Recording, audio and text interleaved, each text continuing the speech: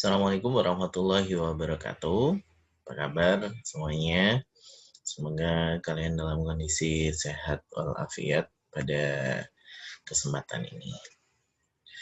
Pada pertemuan kedua ini, kita akan mempelajari tentang definisi teknologi pembelajaran dan juga lingkup dari teknologi pembelajaran itu sendiri yang akan kita pelajari selama satu semester ke depan. Jadi, mengapa teknologi pembelajaran?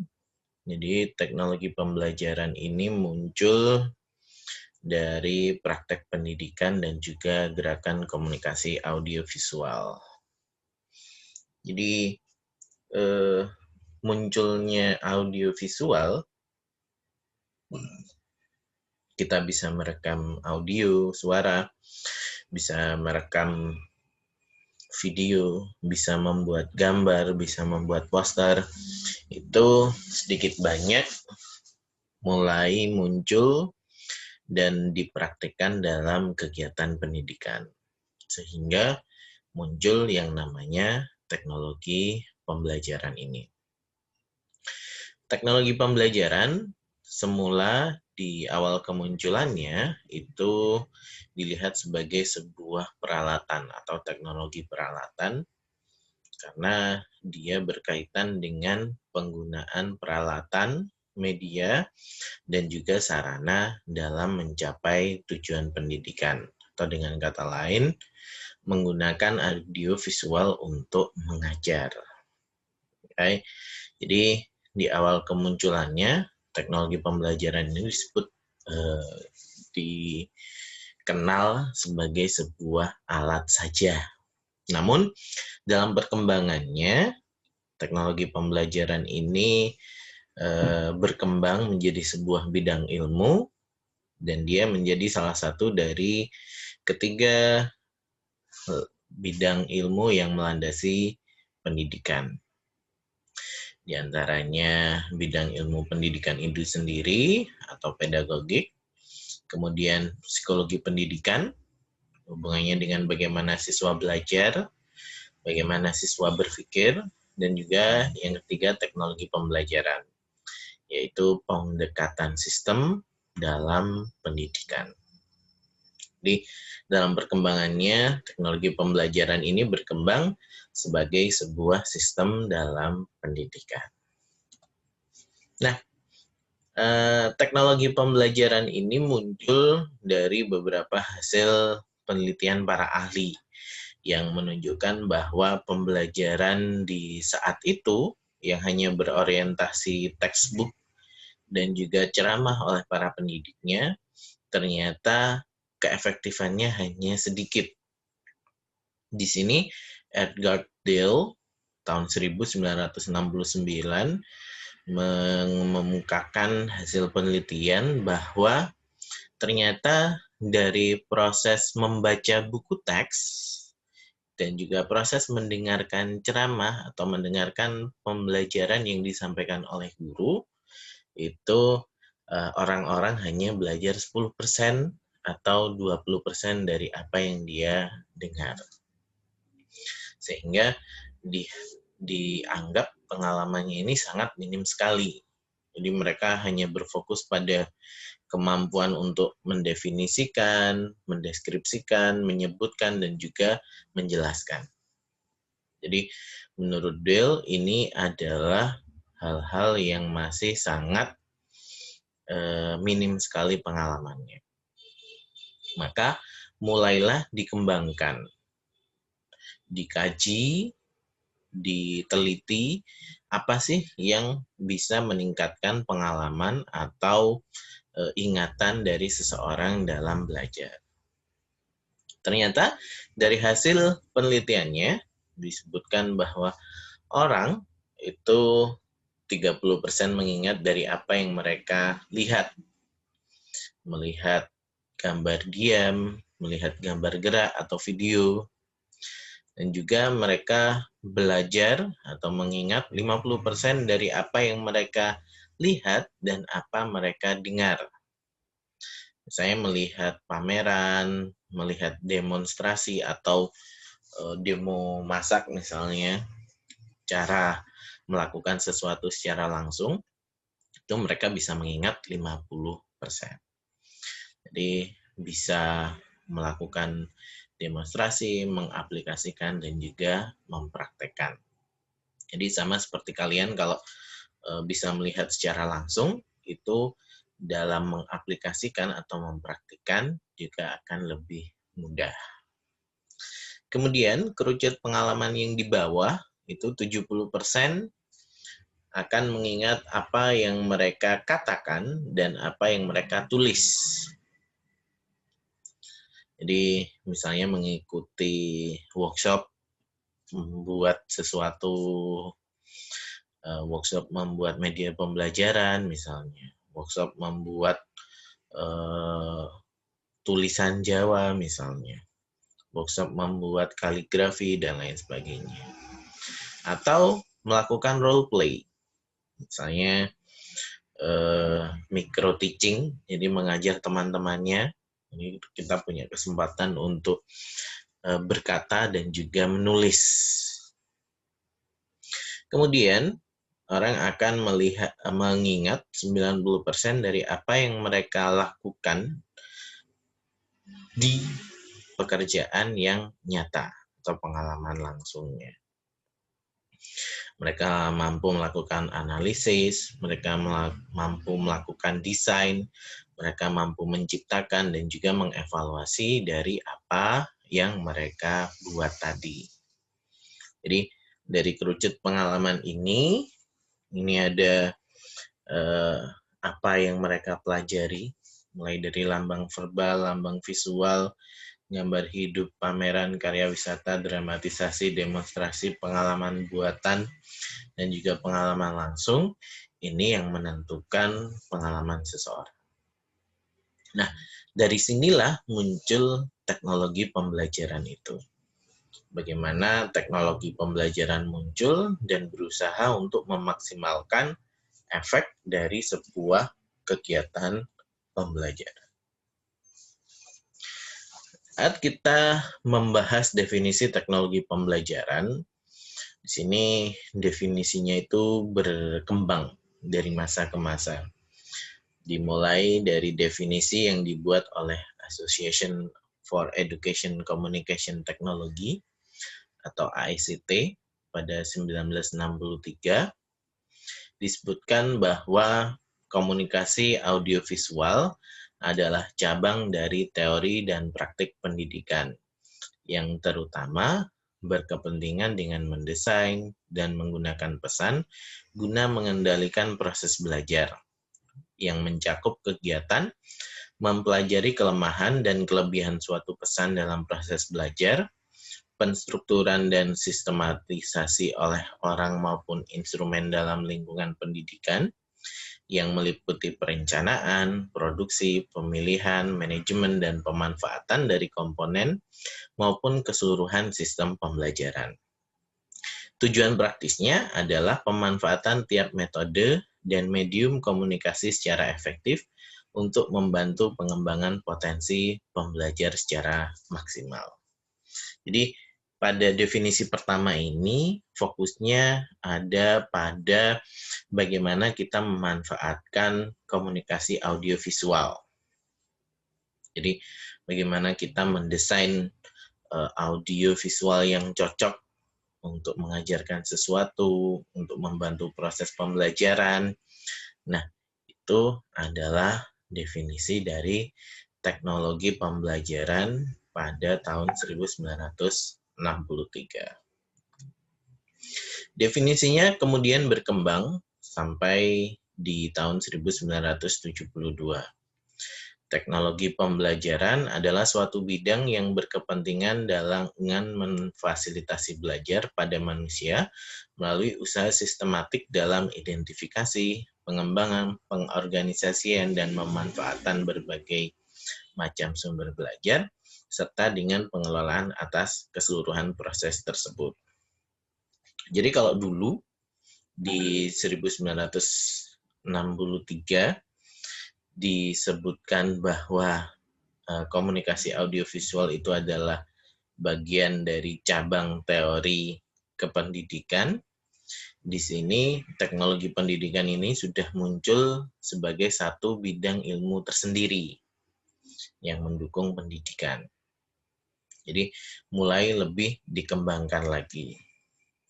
Kemudian definisi di tahun 1977, teknologi pendidikan ada proses kompleks yang terintegrasi, meliputi orang, prosedur, gagasan, sarana, dan organisasi untuk menganalisis masalah, merancang, melaksanakan, menilai, dan mengelola pemecahan masalah dalam segala aspek belajar pada manusia.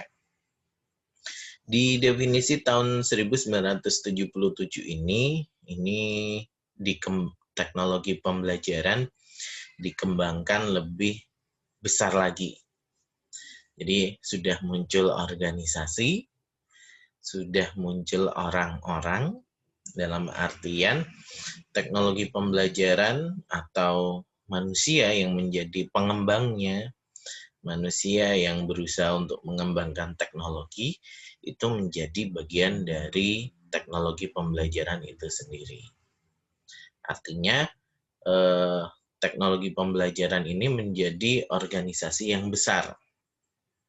Dia tidak hanya membahas tentang alat dan bahan dalam proses pembelajaran, tetapi juga orang yang mendesain, orang yang membuat, orang yang menilai proses pembelajaran itu merupakan bagian dari teknologi pembelajarannya. Jadi lebih diperluas lagi definisinya. Kemudian definisi yang terakhir, 1994 sampai 2017, teknologi pembelajaran adalah teori dan praktik dalam desain, pengembangan, pemanfaatan, pengelolaan, serta evaluasi tentang proses dan sumber untuk belajar. Nah, dari definisi terakhir ini, kita bisa lihat bahwa teknologi pembelajaran sudah menetapkan diri sebagai salah satu bagian dari keilmuan. Dia ada teorinya dan juga ada praktiknya. Secara teori ada dan bisa dipraktikkan dalam kegiatan mendesain, mengembangkan, memanfaatkan, mengelola, serta melakukan evaluasi tentang proses dan juga sumber untuk belajar. Nah, dari definisi-definisi tersebut, kita bisa simpulkan bahwa dari waktu ke waktu, definisi dari teknologi pembelajaran ini mengalami penyempurnaan. Jadi ada proses metamorfosa menuju penyempurnaan, yang semula hanya dipandang sebagai alat ke sistem yang lebih luas, dari hanya orientasi praktiknya, menuju ke teori dan praktik, bisa dipertahankan atau bisa dipertanggungjawabkan secara teori prakteknya tersebut.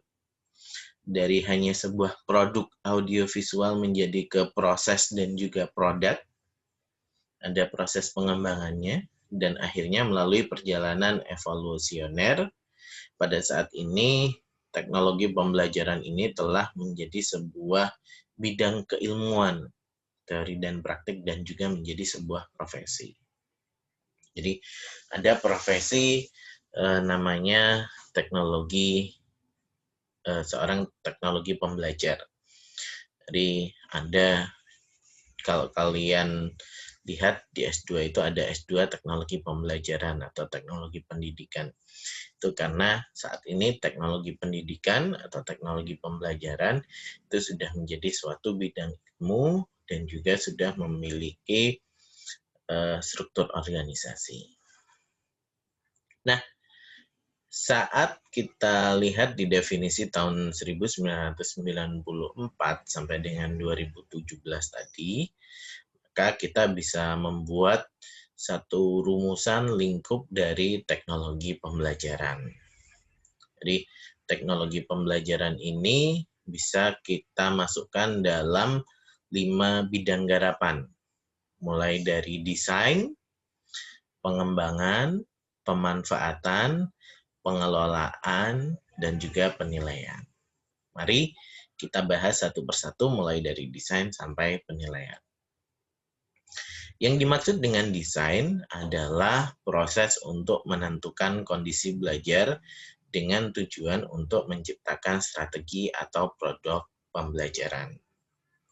Jadi di kawasan desain ini paling tidak ada 4 cakupan utama dari teori dan praktiknya, yaitu tentang desain sistem pembelajaran.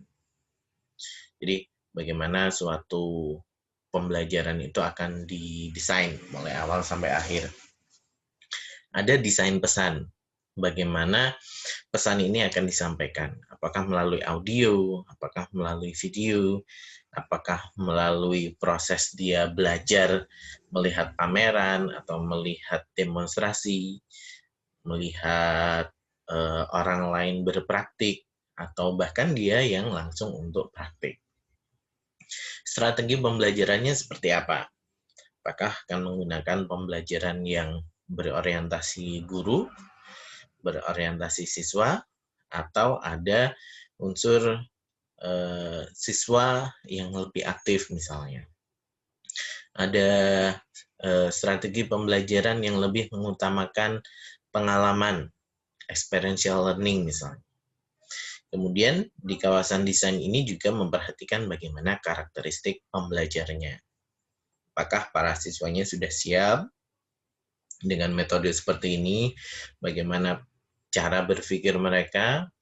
Apakah perkembangan kognitifnya sudah memenuhi syarat untuk ini atau belum? Jadi di kawasan desain ini nanti akan meliputi 4 kegiatan ini. Di kawasan pengembangan atau di bagian pengembangan adalah proses penerjemahan spesifikasi desain ke dalam bentuk fisik atau bentuk media pembelajarannya. Kalau tadi misalnya, pesannya akan disampaikan dalam sebuah buku bergambar, pesannya akan disampaikan dalam sebuah video misalnya, pesannya akan disampaikan dalam sebuah permainan misalnya, maka kita harus bisa menerjemahkan desain-desain pesan tersebut dalam berbagai pengembangan medianya. Bisa teknologi cetak, teknologi audiovisual, teknologi berbasis komputer, atau teknologi yang memadukan berbagai hal tadi. Kawasan yang ketiga yaitu kawasan pemanfaatan. Jadi bagaimana aktivitas menggunakan proses dan juga sumber belajar yang sudah dikembangkan tadi bisa dimanfaatkan dalam proses pembelajaran. Jadi kawasan pemanfaatan ini sangat penting karena kita akan membicarakan tentang kaitan antara siswa dan juga bahan pembelajarannya. Apakah cocok? Apakah bisa dimanfaatkan dengan baik? Misalnya, kita mau membuat atau mengembangkannya dalam kegiatan pembelajaran berbasis internet. Apakah para pembelajar atau siswa sudah memiliki fasilitas yang mendukung? Apakah bisa dimanfaatkan dengan baik? Nah, ini jadi tanggung jawab kita untuk mencocokkan antara pembelajar atau siswa dengan bahan atau aktivitas yang kita kembangkan.